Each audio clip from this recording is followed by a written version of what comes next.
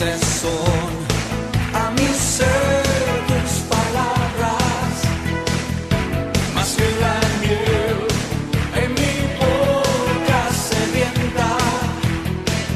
De tus mandamientos he adquirido riqueza, al seguir tu ley siento tu presencia. Todos conmigo. Pues lumbrera es a mis pies tu palabra, mi guía y mi sostén en mi camino. Pues lumbrera es a mis pies tu palabra, mi guía y mi sostén en mi camino. ¡Aleluya! Tu siervo soy, sigo tus preceptos. Avívame, dame entendimiento.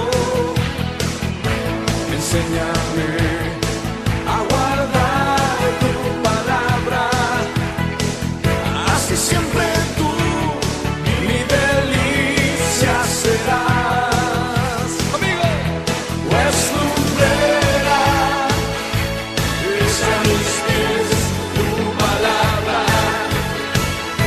mi guía y mi sostén en mi camino. Pues lumbrera es a mis pies tu palabra, mi guía y mi sostén en mi camino. Oh, sí, Señor, hoy nos alegramos en tus mandamientos, Señor Jesús. Son vida a nuestros huesos. Sí.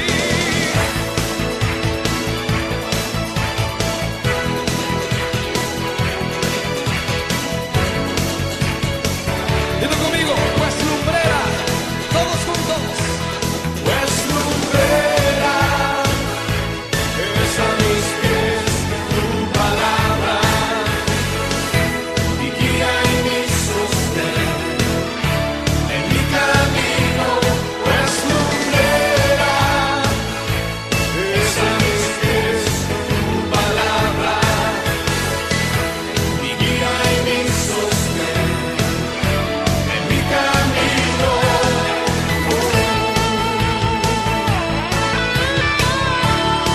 Sí. Aleluya. Amamos tu palabra, Señor.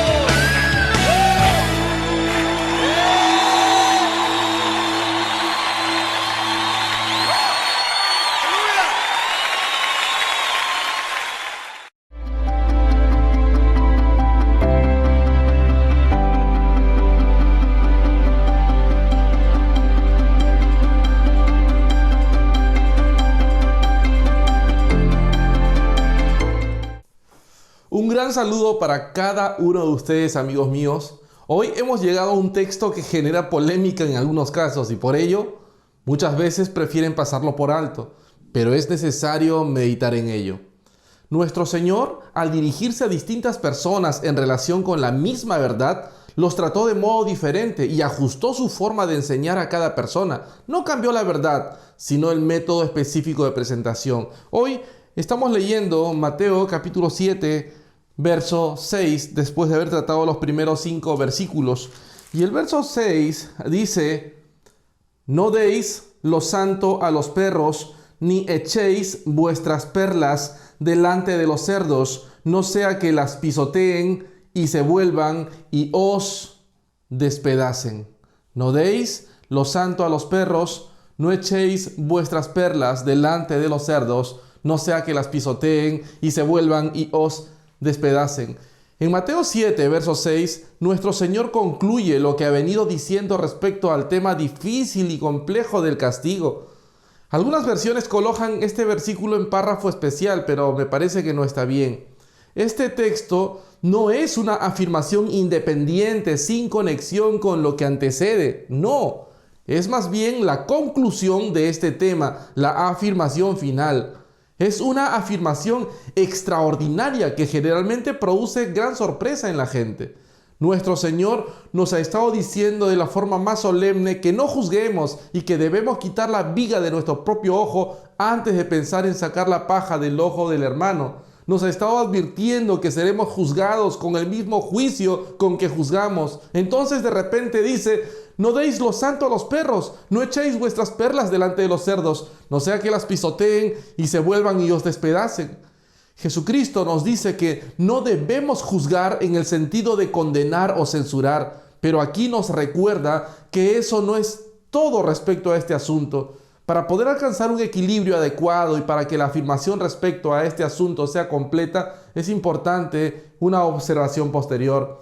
Si nuestro Señor hubiera concluido la enseñanza con estos 5 versículos, hubiera conducido sin duda a una posición falsa. Las personas hubieran tenido tanto cuidado en evitar el terrible peligro de juzgar en ese sentido malo que no hubieran ejercitado el discernimiento. No habría eso que se llama disciplina en la iglesia y la vida cristiana en su totalidad sería un caos. No sería posible denunciar la herejía y emitir juicios sobre la misma. ¿Y por qué? Porque todo el mundo estaría o tendría tanto miedo de juzgar al hereje que cerraría los ojos ante la herejía y el error se iría introduciendo en la iglesia todavía más de lo que ha hecho. Así pues, nuestro Señor pasa a hacer esta afirmación y no podemos hacer menos, una vez más, que sentirnos impresionados ante el equilibrio de la enseñanza bíblica, ante su perfección maravillosa. Hermanos, por ello es importante la predicación expositiva, ya que el estudio detallado y microscópico de cualquier porción de la Escritura suele ser mucho más provechosa que la visión telescópica de toda la Biblia. Por eso, si uno hace un estudio meticuloso de cualquier sección, encuentra en algún momento las grandes doctrinas. ¿Qué es lo que hace entonces la predicación expositiva? Muestra la importancia de examinar los detalles, de prestar atención a todo, porque al hacerlo así descubrimos este equilibrio maravilloso que se encuentra en la Biblia. ¿Qué pasa si nos vamos a los extremos? Perdemos el equilibrio, porque somos reos de aislar afirmaciones en lugar de tomarlas en el contexto en que se encuentran. Por olvidar esta añadidura a la enseñanza de Jesús acerca de juzgar, tantas personas muestran falta de criterio y están listas a alabar y recomendar cualquier cosa que se les presenta vagamente. Debemos juzgar.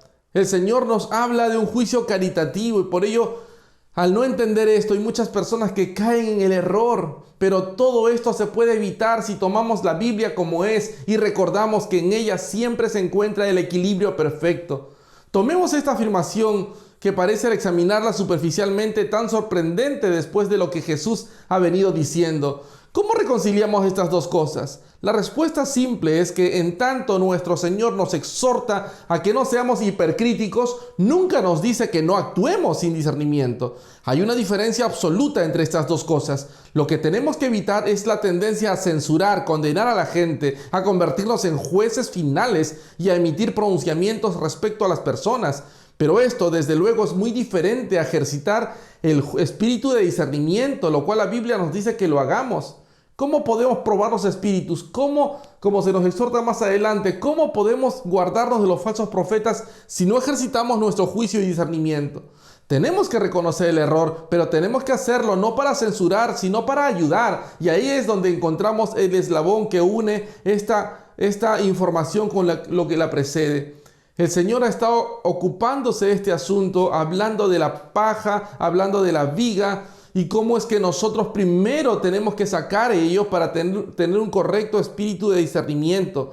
Nuestro Señor pasa ahora a instruirnos sobre la cuestión general del trato con la gente, del discernimiento entre persona y persona. Y lo hace con estas palabras: no deis lo santo a los perros, ni echéis vuestras perlas delante de los cerdos, no sea que las pisoteen y se vuelvan y os despedacen.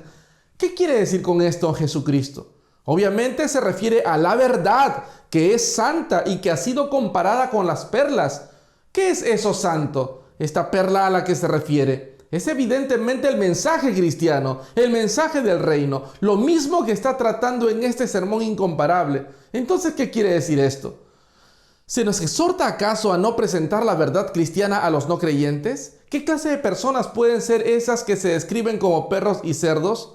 Oigan, ¿qué terminología tan extraordinaria se usa aquí?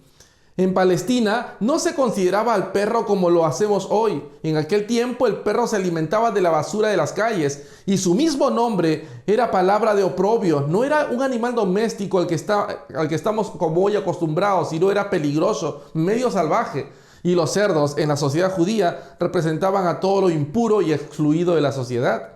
Estos son los dos términos que nuestro Señor emplea para enseñarnos cómo discernir entre persona y persona. Tenemos que reconocer que hay una clase de personas que, respecto a la verdad, se pueden describir como perros o como pertenecientes a los cerdos.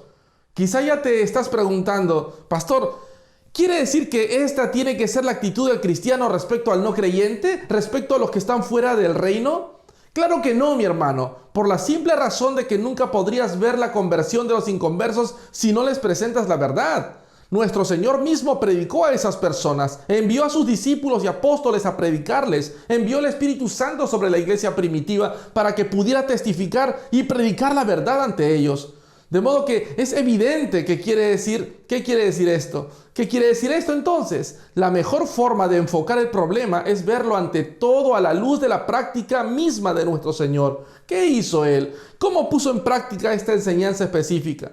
La Biblia nos enseña que Jesús actuó con discernimiento entre persona y persona. Al ver los 4 evangelios, podemos darnos cuenta que Jesucristo no trató a 2 personas de la misma forma. En lo fundamental es lo mismo, pero en la superficie es diferente. Por ejemplo, tomemos la forma en que trató a Natanael y a Nicodemo y a la mujer de Samaria. De inmediato uno ve ciertas diferencias. Examinemos la diferencia total de su modo y método al enfrentarse con los fariseos y al hacerlo con los publicanos y pecadores. Veamos la diferencia en su actitud respecto a los fariseos orgullosos y engreídos y hacia la mujer sorprendida en adulterio. Pero quizá una de las mejores ilustraciones es la que encontramos en Lucas 23. Cuando Pilato lo interrogó, nuestro Señor contestó, pero cuando le examinó Herodes, que debía conocer mejor las cosas y que estaba guiado por una curiosidad morbosa y enfermiza y estaba buscando señales y maravillas, no le respondió nada, simplemente no le dirigió la palabra. Entonces vemos que nuestro Señor, al tratar con distintas personas en relación con la misma verdad, los trató de modo diferente y ajustó su forma de enseñar a la persona. No cambió la verdad, sino el método específico de presentación. Y esto es lo que se encuentra al leer los 4 evangelios. Luego, cuando uno pasa a la práctica de los apóstoles, encuentra que hicieron precisamente lo mismo que su Señor y pusieron en práctica el mandato que les da aquí. Tenemos, por ejemplo, la afirmación de Hechos, capítulo 13, verso 46, cuando Pablo estaba predicando en Antioquía de Pisidia y se encontró con los celos, envidia y oposición de los judíos. Leemos que Pablo y Bernabé con valentía dijeron: a vosotros a la verdad era necesario que se os hablase primero la palabra de Dios, mas puesto que la desecháis y no juzgáis dignos de la vida eterna, he aquí nos volvemos a los gentiles. Pablo ya no les va a predicar más y no va a seguir presentándoles estas cosas santas. Y encontramos exactamente lo mismo en su conducta en Corinto. Esto es lo que leemos en Hechos 18:6. Pero oponiéndose y blasfemando estos, les dijo, sacudiéndose los vestidos: vuestra sangre sea sobre vuestra cabeza. Yo, limpio desde ahora, me iré a los gentiles. Como ven, hermanos, estas fueron personas a las que se les presentó la verdad. Personas que hicieron precisamente lo que nuestro Señor había profetizado. Como perros y cerdos, se opusieron, blasfemaron y pisotearon la verdad. Entonces, ¿cuál es la reacción del apóstol? Pues se aparta de ellos, ya no les vuelve a presentar el evangelio, deja a los judíos, porque ellos rechazaron la verdad y mostraron su incapacidad para valorarla. Y Pablo se dirige ahora a los gentiles y se convierte en su apóstol. Esta es entonces la forma justa de enfocar esta afirmación, que a primera vista resulta algo desorientadora, pero no podemos contentarnos con eso. Sigamos escarbando en el texto, porque debemos recordar que esta afirmación se hizo para nosotros. No es algo que fue pertinente solo para ese tiempo concreto o para algún reino futuro. Hemos visto que va dirigida, al igual que todo el Sermón del Monte, a los cristianos de hoy, y en consecuencia es una exhortación que se nos hace. Se nos dice: no deis lo santo a los perros, ni echéis vuestras perlas delante de los cerdos, no sea que la pisoteen y se os vuelvan y os despedacen. Entonces, ¿Cómo interpretamos esto? ¿Qué significa esto para nosotros? Bueno, primero y sobre todo, quiere decir que debemos reconocer los diferentes tipos y personas y que debemos aprender a discernir entre ellos. No hay nada tan trágico y antibíblico como el testificar a los demás en forma mecánica. Hay cristianos que son reos de esto. Dan testimonio, pero lo hacen en una forma totalmente mecánica. Nunca piensan en la persona con la que tratan. Nunca tratan de evaluarla ni de descubrir exactamente en qué posición está. Fallan completamente en poner en práctica esta exhortación. Presentan la verdad exactamente en la misma forma a todos y cada uno. Aparte del hecho de que su testimonio suele ser bastante inútil y de que lo único que consiguen es un gran sentimiento de autocomplacencia, ese testimonio es totalmente antibíblico. No hay mayor privilegio en la vida que ser testigo de Jesucristo. En nuestros días, los que se especializan, por ejemplo, en ventas, reciben un curso de entrenamiento en psicología de mercado, psicología del cliente, a fin de conocer a la gente para lograr entonces colocar el producto que se quiere ofrecer. Entonces, les enseñan a saber cómo acercarse a la gente, ya que todos son muy diferentes y en consecuencia el mismo producto debe presentarse en forma diferente a personas distintas. Aunque el producto es el mismo, han descubierto que es importante que el vendedor sepa algo acerca de la gente y de la psicología de las ventas. Ahora bien, no nos corresponde a nosotros juzgar si un curso así es necesario o no, pero sí podemos utilizar esto para subrayar el hecho de que el Nuevo Testamento siempre ha enseñado la necesidad de preparación. Ojo, no estoy diciendo que necesitemos un curso de psicología, no, pero sí necesitamos conocer nuestro Nuevo Testamento. Si lo conociéramos, sabríamos que todas las personas son diferentes y si deseamos de verdad ganar almas y no solo dar nuestro testimonio, entonces tenemos que reconocer y admitir la importancia de discernir y comprender. No creo que sea correcto conformarnos y decir, bueno, yo soy así, ese es mi temperamento, así hago las cosas. No, como el apóstol Pablo, debemos hacernos todos a fin de poder salvar a algunos. Al judío se hizo judío, al gentil, gentil. A los que estaban bajo la ley se hizo como bajo la ley, precisamente con ese propósito. Este es el primer punto y debemos estar de acuerdo en que a menudo hemos caído en esta trampa respecto al dar testimonio. Tiende a hacerse entonces mecánico y quizá incluso nos sentimos casi complacidos cuando alguien se comporta con nosotros como el perro y el cerdo, porque entonces sentimos que hemos sido perseguidos por Cristo, cuando en realidad no ha sido así, sino simplemente que no hemos conocido bien la Biblia y no hemos dado testimonio en la forma adecuada. Segundo principio es que debemos no solo aprender a distinguir entre diferentes tipos de personas, también debemos volvernos expertos en saber qué ofrecer a cada persona, a cada tipo. Uno no trata a un Herodes y a un Pilatos de la misma forma, ¿lo recuerdan? Cuando Pilatos le preguntó a Jesucristo, él respondió, tú lo has dicho. Cuando Herodes le preguntó a Jesucristo, Jesús guardó silencio. Debemos ver a las personas tal cual son y ser sensibles a ellas. Hemos sacado la viga de nuestro ojo, nos hemos librado de todo lo que es ese espíritu de censura y estamos realmente preocupados por ayudar a los demás. Y si es así, entonces en ese espíritu tratemos precisamente de encontrar lo adecuado para esa persona. Es curioso darse cuenta de cuán fácilmente nos volvemos esclavos de las palabras. He conocido a personas que cuando predican acerca del texto de hacerse pescadores de hombres, tienen siempre mucho cuidado en decir que debemos saber qué cebo usar, pero cuando llegan a un texto como este de Mateo 7:6, parecen olvidar que se aplica el mismo principio y que también es cierto aquí. Debemos saber qué es apropiado para cada persona en cada situación específica. Esta es una de las razones del por qué es difícil que un recién convertido sea un buen testigo.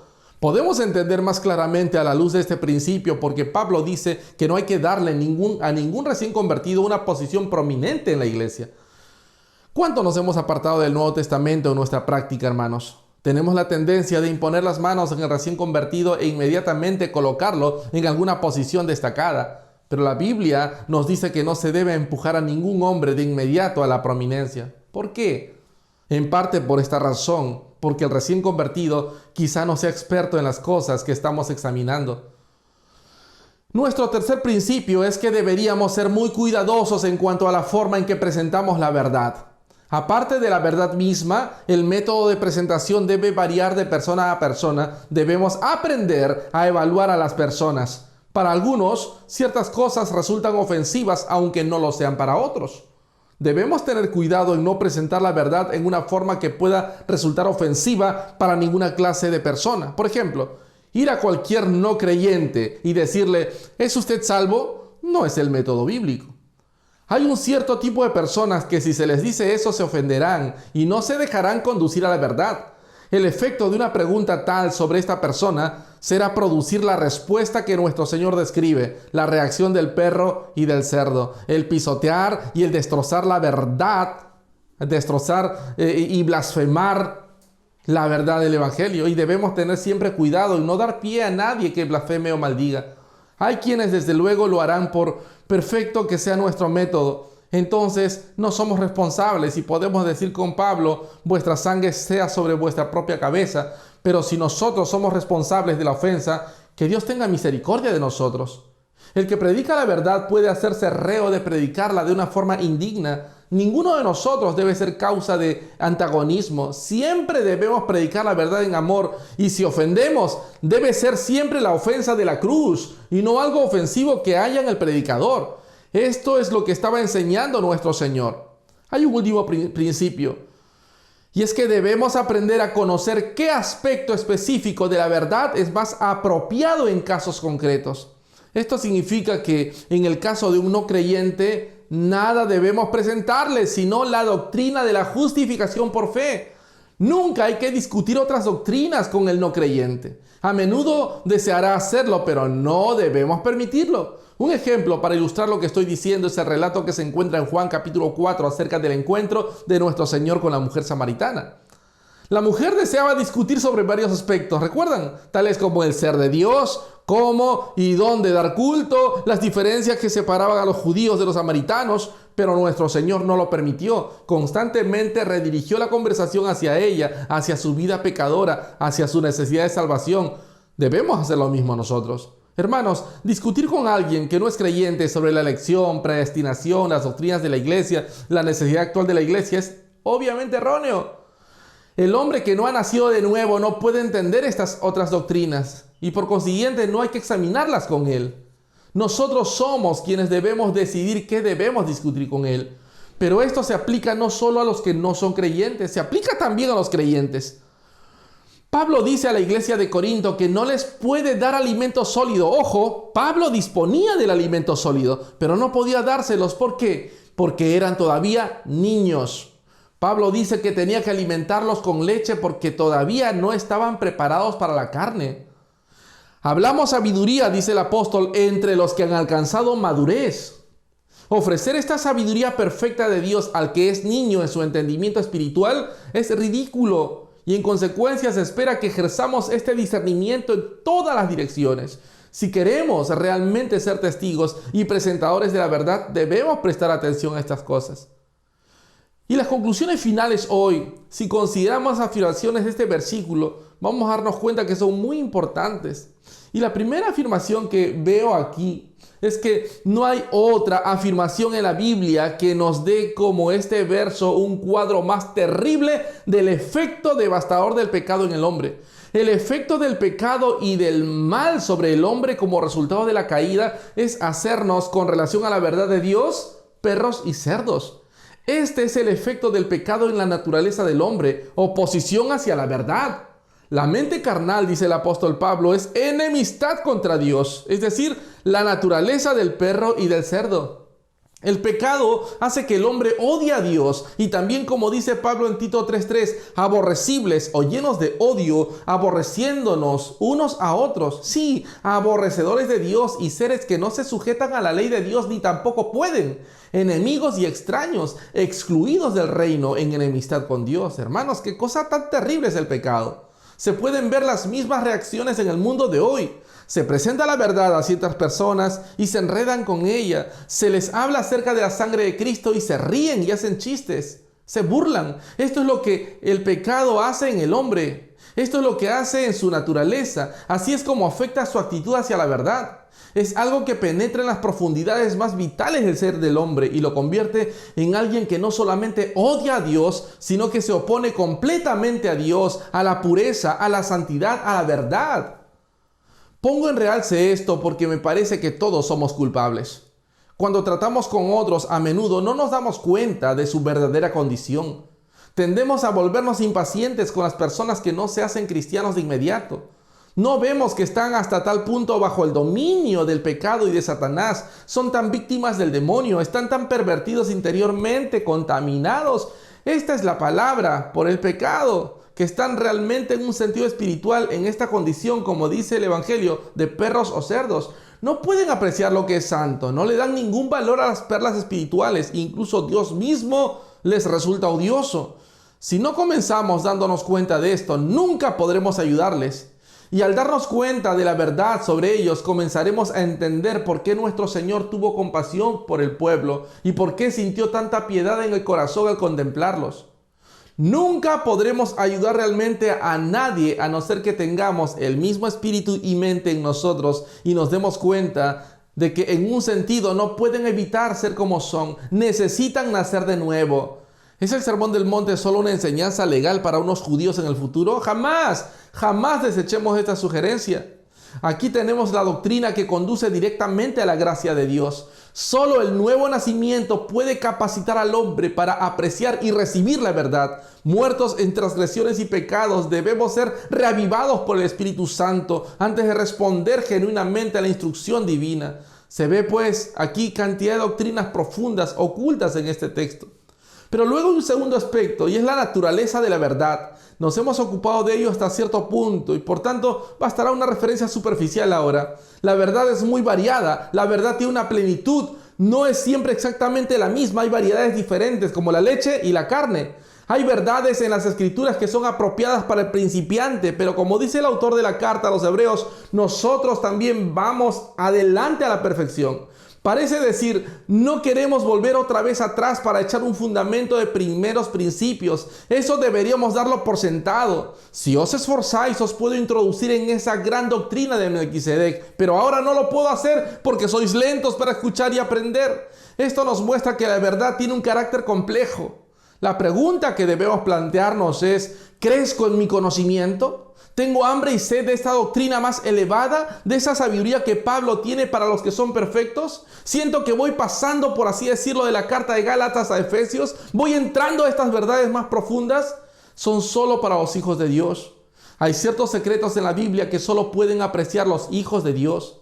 Leamos la introducción a la carta a los Efesios, los 9 o 10 primeros versos, y encontraremos doctrina que solo los hijos de Dios pueden entender. De hecho, solo aquellos hijos que ejercitan sus sentidos espirituales y crecen en la gracia.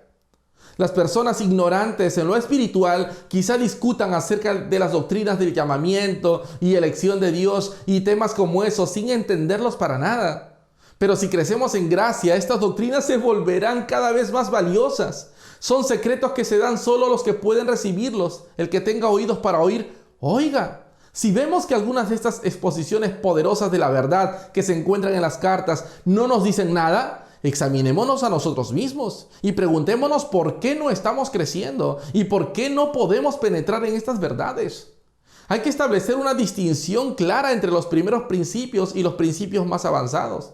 Hay personas que pasan la vida en el campo de la apologética y nunca penetran en verdades espirituales más profundas. Siguen siendo niños en la vida cristiana. Vayamos hacia la perfección y tratemos de desarrollar el apetito por estos aspectos más profundos de la verdad. Por último, se puede plantear ahora una pregunta. ¿Hay acaso una interrogante, quizá una advertencia en este verso respecto a la distribución indiscriminada de la Biblia? Simplemente planteo la cuestión para que la examinemos y discutamos con otros. Si se me dice que tengo que discernir en cuanto a hablar a las personas acerca de estas cosas, si tengo que establecer diferencias entre persona y persona y respecto a la verdad específica que ofrezco a cada una, ¿es bueno poner toda la Biblia al alcance de personas que pueden describirse como perros y cerdos espirituales? ¿No conducirá a veces a blasfemias y maldiciones y a una conducta de carácter porcino? ¿Es siempre bueno, me pregunto, poner ciertos textos de la Biblia en carteles, especialmente los textos que se refieren a la sangre de Cristo? A menudo escuchamos blasfemias provocadas por esto mismo. Simplemente planteo las preguntas. Pensemos en el eunuco de Hechos 8 que regresaba de Jerusalén. Tenía la Biblia y la leía en el momento en que Felipe se le acercó para decirle: ¿entiendes lo que lees? Y el eunuco contestó: ¿cómo podré si alguno no me enseña? En general es necesaria la exposición y como regla general no se puede omitir o prescindir del instrumento humano. Pero protestamos, miremos el efecto maravilloso de la distribución de la Biblia. Si pudiéramos conocer los hechos exactos, me pregunto cuántas personas encontraríamos que se han convertido sin intervención humana. Sé que hay casos maravillosos, excepcionales. He leído historias de personas que se han convertido de esa forma. Claro que sí, gracias a Dios que eso puede suceder. Pero pienso que no es el método normal. ¿Acaso el hecho de que hemos de tener cuidado en la elección de los aspectos de la verdad según las personas con que tratamos nos pone un interrogante en nuestra mente? A veces, claro está, tratamos de eludir el deber de hablar, entregando simplemente un tratado, un folleto, pero esta no es la forma normal de Dios. La forma de Dios ha sido siempre presentar la verdad de manera directa por medio de personalidades, de hombres que expliquen la Biblia. Si uno tiene una conversación con alguien y está en condiciones de indicarle la verdad, entonces quizá pida un ejemplar de la Biblia y uno sienta que debe dárselo. Eso está bien, démosle la Biblia. La interrogante que planteo se refiere a colocar indiscriminadamente la Biblia donde no hay nadie para explicarla y donde alguien en la condición que nuestro Señor describe en el verso de nuestro texto se enfrenta con esa verdad grande y poderosa sin una guía humana. Quizá esto sorprenda a muchos, pero creo que debemos pensar con cuidado acerca de algunos de estos puntos. Nos convertimos en esclavos de la costumbre y de ciertos hábitos y prácticas, y a menudo al hacerlo nos volvemos poco bíblicos. La simple distribución de la Biblia como tal no es la clave para la solución del problema hoy día. Dios sigue necesitando hombres y mujeres como nosotros que expliquen, que expongan la verdad, que actúen como un Felipe para aquellos que poseen la palabra pero no lo entienden. Mantengamos un equilibrio adecuado y un sentido justo de proporción en estas cosas para el bien de las almas, a fin de que podamos presentar la verdad global de la palabra de Dios. Entonces, ¿qué significa en breves palabras este texto según R.C. Sproul? Cuando Jesús envió a los 70 discípulos a proclamar el Evangelio, les dijo que viajaran con poco equipaje. Les dijo que cuando entraran a un pueblo, si la gente rehusaba oírlos, tenían que sacudir el polvo de sus pies y marcharse a otro lugar. Es en esa clase de contexto que Jesús habló de darles las perlas a los cerdos. Al alcanzar a otros con el Evangelio, no debemos renunciar fácilmente. Esta actitud paciente se deja ver en varias parábolas y en la Escritura en general. Sin embargo, desde un punto de vista estratégico, es ineficaz estar extendiendo constantemente la mano a personas que están firme y tenazmente oponiéndose a la fe cristiana. Encontramos muchísimos casos que aquellas personas se ablandan y vienen a Cristo, sí, pero gastar toda nuestra atención a dichas personas no es el uso más apropiado del tiempo y de la energía. Si la gente desprecia las cosas de Dios, no se supone que debamos darlo por perdidos o dejar de preocuparnos por ellos, pero al mismo tiempo no se espera que debamos invertir lo mejor de nosotros una y otra vez en aquellas personas. Esto es lo que quiso decir también R.C. Sproul. Gracias a Dios por este tiempo. Que el deseo de nuestro corazón, la intención de nuestro ser por completo, sea valorar lo que Dios ha puesto en nuestras manos. Valorar realmente lo que Dios ha puesto en nuestras manos. Gracias a Dios por este tiempo. Vamos a orar. Te damos gracias, Padre amado, porque tú eres bueno y para siempre es tu misericordia. Gracias por la exposición de tu palabra. Ayúdanos, Señor, a entender cada día más y más lo que tú quieres para nosotros. Gracias, Señor, porque nos has dado un capital maravilloso. Nos has dado una herramienta poderosa, sobrenatural, que es tu palabra, y es en ella que queremos caminar. Ayúdanos, Señor, a no censurar. Ayúdanos, Señor, a tener el criterio y el discernimiento, Señor, que provee el estándar divino para poder compartir el Evangelio como es debido. Gracias te doy por la iglesia y por lo que vendrá, Señor, este año siguiente. Gracias en el nombre de Jesús. Amén, amén.